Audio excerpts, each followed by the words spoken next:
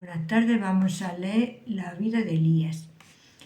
Un instrumento de juicio. Y Elías se fue. Segundo Reyes 1:4. Siguiendo el mandato de su señor, el profeta salió a encontrar a los siervos de Ocazías. Entregó el mensaje que Jehová le había dado y los mandó de nuevo a su rey, alejándose de ellos. Al partir no lo hizo con el propósito de esconderse, sino para volver a la comunión con Dios. Se retiró a la cumbre del monte, versículo 9, que era un tipo de la separación moral y de elevación por encima del mundo. Hemos de acudir al abrigo del Altísimo si queremos morar bajo la sombra del Omnipotente. Salmo 91:1. Y ello es lejos de las muchedumbres veleidosas y alborotadas. Su voz se oye en el trono de misericordia. Número 789. En una ocasión anterior vimos a Elías dirigirse a la cumbre del monte tan pronto como terminó su trabajo. Primero Reyes 18:42. ¿Qué lección hay aquí para todos los siervos de Cristo? Después de haber pronunciado el mensaje, debe retirarse de la vista de los hombres para estar a solas con Dios, como solía hacer el Salvador. La cumbre del monte es también un lugar de observación y visión. Ojalá convirtamos nuestra habitación en un observatorio espiritual. No hay nada en el relato sagrado que indique la nacionalidad de esos mensajeros de Ocazías. Si era israelita, no podía ignorar la identidad del profeta cuando se le apareció repentinamente y les anunció de modo tan dramático el final trágico de su señor. Si eran extranjeros traídos de Tiro por Jezabel, no es probable que conociera al poderoso tisbita, por cuanto habían pasado algunos años desde su última aparición pública. Quiera que fuesen, les impresionó tanto su dominante personalidad y su tono autoritario. Les atemorizó tanto su declaración y el conocimiento que tenía de la misión de ellos, que abandonaron enseguida su propósito y regresaron a palacio. El que conocía lo que Ocazías pensaba y decía podía, evidentemente, predecir el resultado de la enfermedad. Así pues, no se atrevieron a proseguir su viaje a Ecrón. Ello ilustra un principio importante. Cuando un siervo de Dios recibe la energía del Espíritu, su mensaje lleva convicción y llena de terror los corazones de los oyentes. Lo mismo que Herodes temía a Juan el Bautista, Marcos 6:20, y Félix se espantó ante Pablo, Hechos 24:25. Pero no es el hablar a los impíos del amor de Dios lo que producirá estos efectos, y los aduladores que tal hacen no recibirán bendición del cielo. Más bien reconocerá el Señor a quienes declaran, como Elías a Ocazías, morirás ciertamente. Y como los mensajeros se volvieron al rey, él les dijo, ¿por qué pues os habéis vuelto? Versículo 5. Cuando sus siervos aparecieron tan inesperadamente, el rey debía de tener una sorpresa y un sobresalto, por cuanto sabía que no había transcurrido bastante tiempo para que fuera a Ecrón y regresara. Su pregunta indica enojo, una reprensión por su negligencia en el cumplimiento de su deber. Los reyes de aquel tiempo estaban acostumbrados a recibir de sus súbditos una obediencia ciega, y ay de aquel que se opusiera a la voluntad real.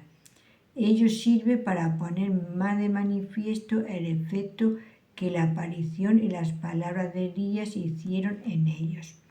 Por el siguiente versículo sabemos que el profeta les había mandado, diciendo, id y volveos al rey que os envió y repetidle mi mensaje. Y aunque el hacerlo significaba poner sus vidas en peligro, cumplieron, no obstante, la orden del profeta.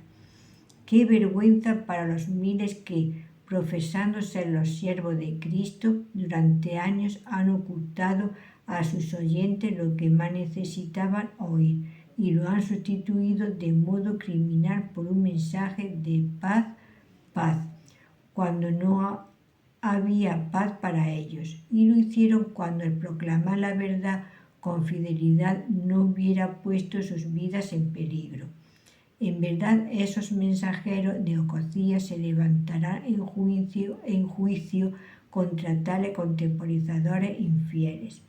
Y ellos le respondieron: encontramos un varón que nos dijo: id y volveos al rey que os envió, y decidle: así ha dicho Jehová, ¿no hay Dios en Israel que tú envías a consultar a Baal-zebub, dios de Ecrón?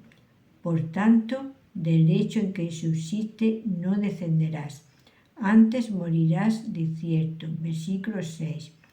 Al omitir su nombre y referirse a Elías como un varón, parece claro que esos mensajeros del rey ignoraban la identidad del profeta. Pero estaban tan amedrentados por su apariencia y por la gravedad de sus maneras, y estaban tan convencidos de que lo que había anunciado se verificaría, que se creyeron justificados a abandonar su viaje y regresar a su amo.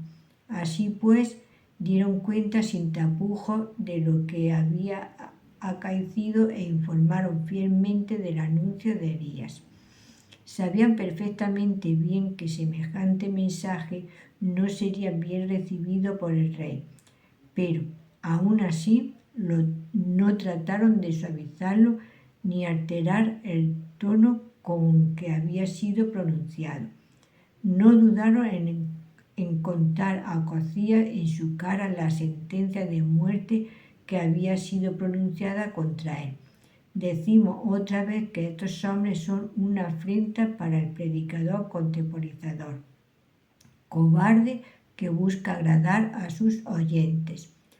Cuán a menudo se encuentra más sinceridad y fidelidad entre los mundanos que entre los que tienen pretensiones espirituales elevadas. Entonces él les dijo: ¿qué hábito era el de aquel varón encontrasteis y os dijo tales palabras? Versículo 7. Sin duda, el rey estaba convencido de la identidad del hombre que se había atrevido a cruzarse en su camino y enviarle semejante mensaje, pero quería estar bien seguro y, por ello, mandó a su siervo que le describiera el misterioso personaje. ¿Cuál era su apariencia? ¿Cómo iba vestido? ¿Y de qué modo se dirigió a vosotros? Eso ilustra uno de los rasgos característicos de los no regenerados. No era el mensaje lo que preocupaba a Ocosías, sino el hombre que lo pronunció, aunque su propia conciencia había de prevenirle de que un mero hombre no podía ser el autor de semejante mensaje. Esa es la tendencia común a todos los inconversos. En vez de hablar de lo que se dice, ponen su atención en quien lo dice. Así es la pobre naturaleza caída de los hombres. Cuando un verdadero siervo de Dios es enviado a llevarle palabras escudriñadoras, la gente trata de evadirlas ocupándose de su personalidad, su elocuencia, su denominación, su filiación, cualquier cosa secundaria que sirva para excluir lo que verdaderamente tiene importancia. Pero cuando el cartero les entrega una carta importante, no se ocupa de la apariencia del cartero. Y ellos le respondieron: un varón velloso, y ceñía sus lomos con un cinto de cuero. Versículo 8. Refiriéndose a Juan el Bautista, quien iba con el espíritu y virtud de Elías. Lucas 1:17. Está escrito que tenía su vestido de pelos de camello y una cinta de cuero alrededor de sus lomos. Mateo 3:4. Por ello entendemos que la vestidura de Elías era de pieles. Véase Hebreos 11:37, ceñida con un cinto de cuero.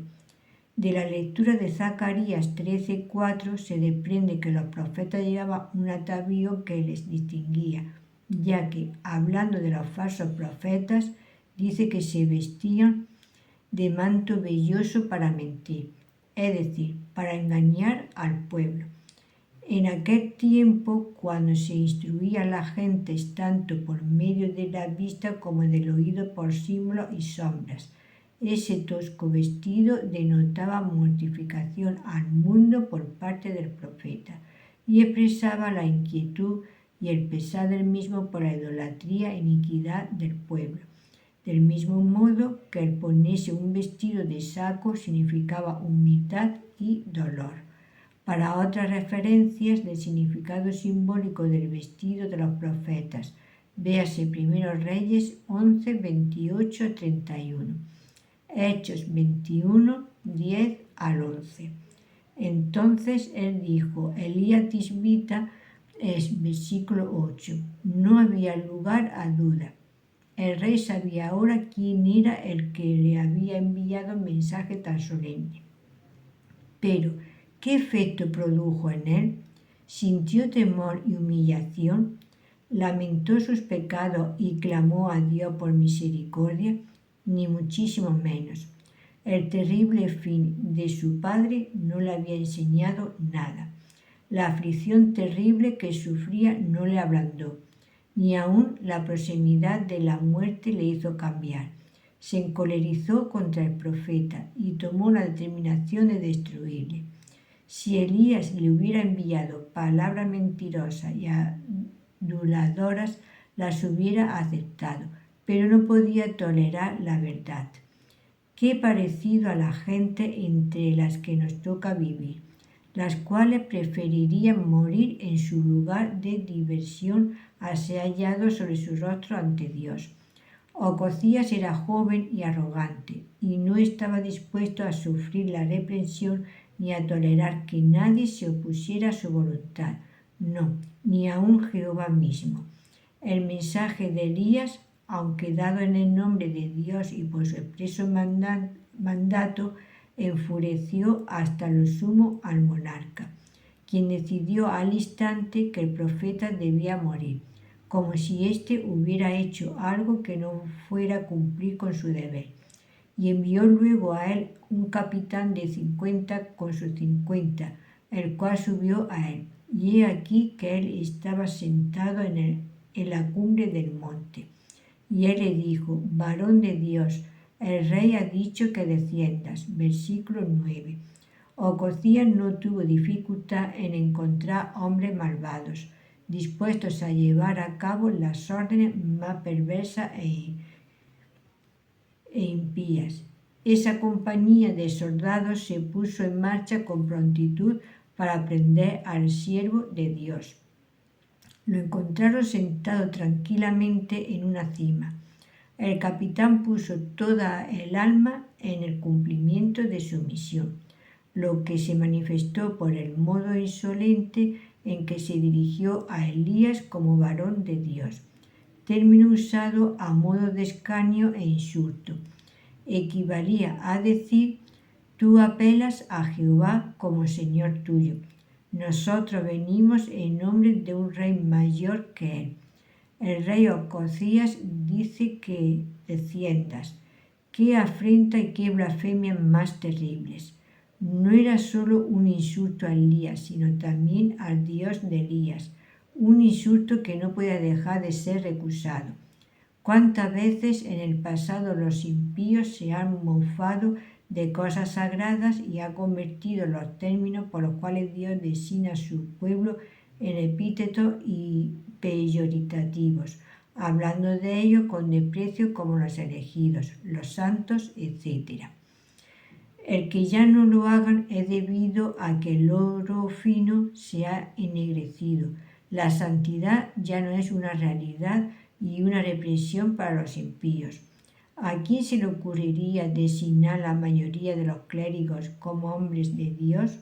Estos prefieren que se les conozca como hombres sociables, hombres de mundo.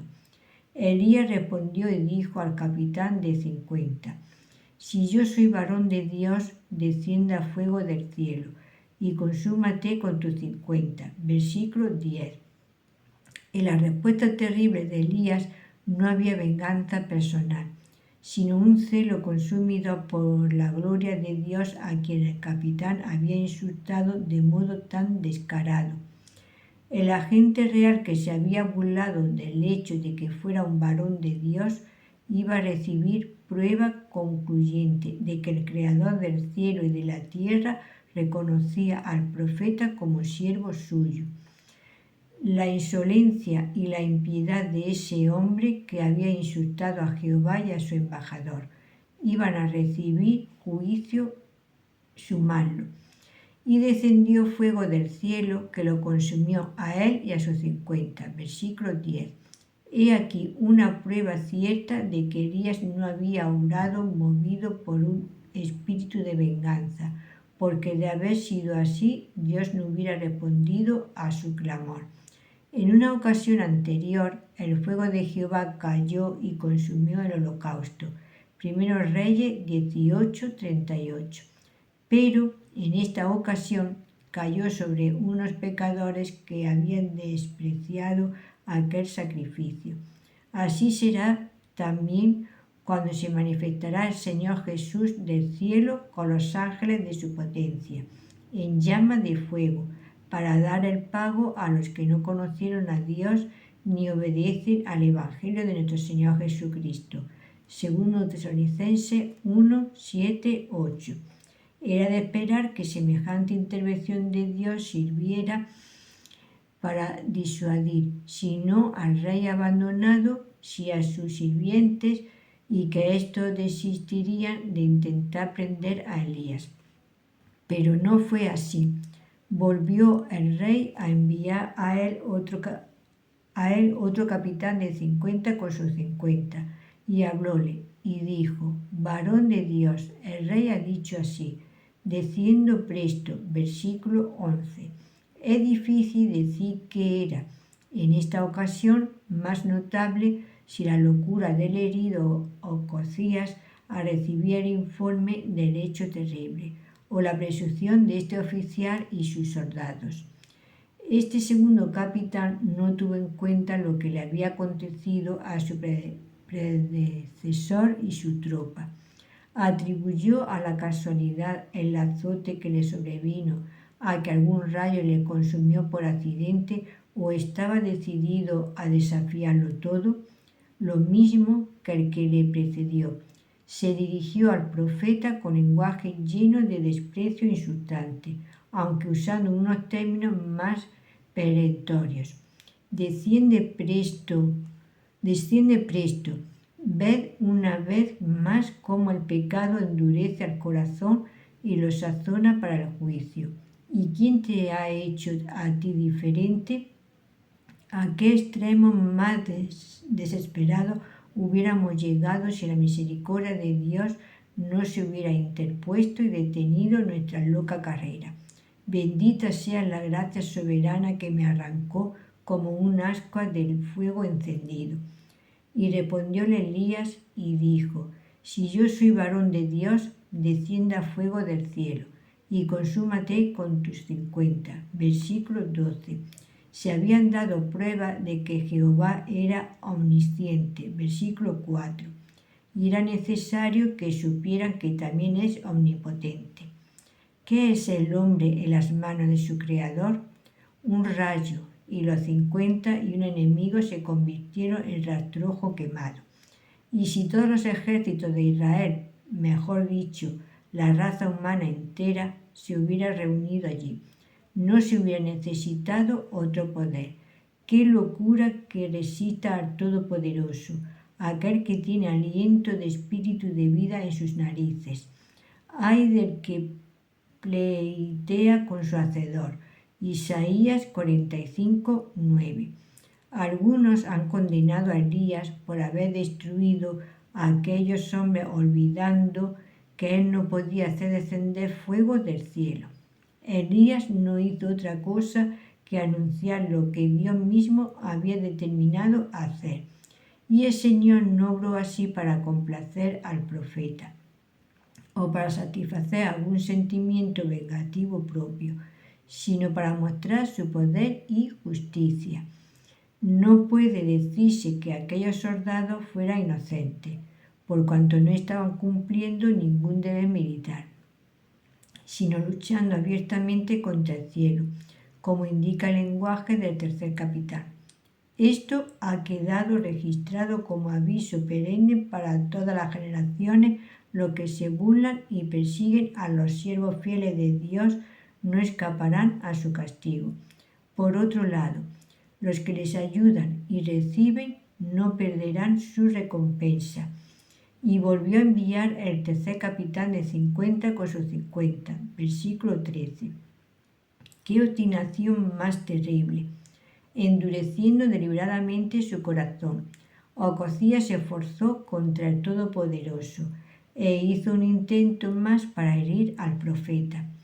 Aunque estaba en su lecho de muerte y sabía del juicio divino que había cargo sobre 2 compañías de sus soldados, como parece indicarlo el versículo 14, persistió en extender su mano contra el ungido de Jehová y expuso a ser destruido a otro de sus capitanes con sus hombres.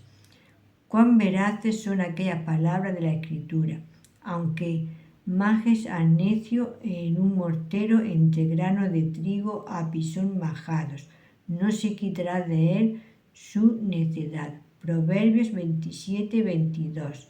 ¿Por qué? Porque el corazón de los hijos de los hombres está lleno de mal y de enloquecimiento en su corazón durante su vida. Eclesiastés 9:3.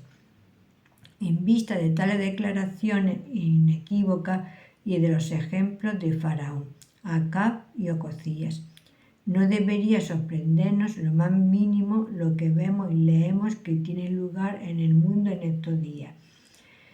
Entristecidos y apenados sí que hemos de estarlo, pero jamás perplejos y azarados.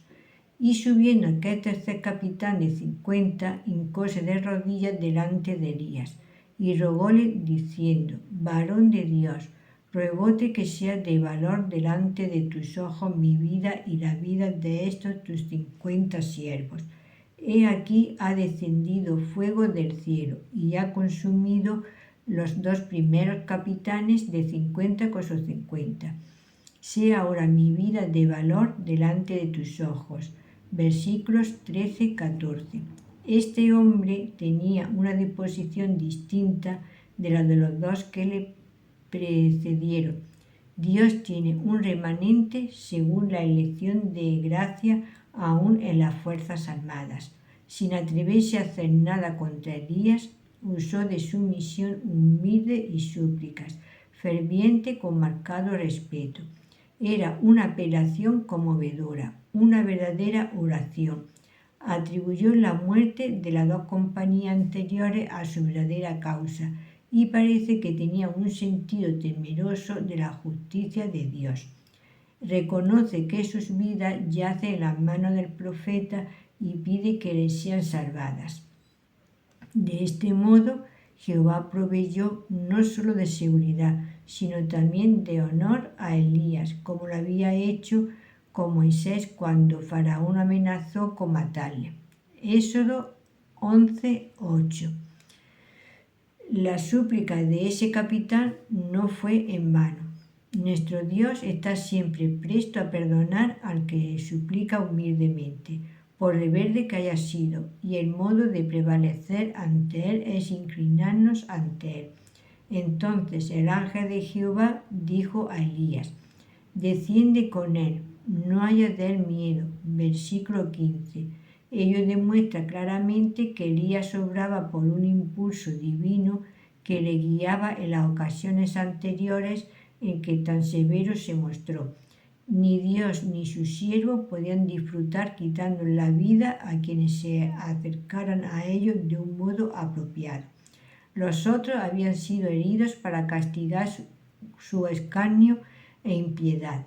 Pero este capitán acudió con temor y temblor, no con malevolencia hacia el profeta ni desprecio hacia el Señor. Por consiguiente, halló misericordia y favor. No solo sus vidas fueron preservadas, sino que el capitán tuvo éxito en su misión, ya que Elías fue con él al rey.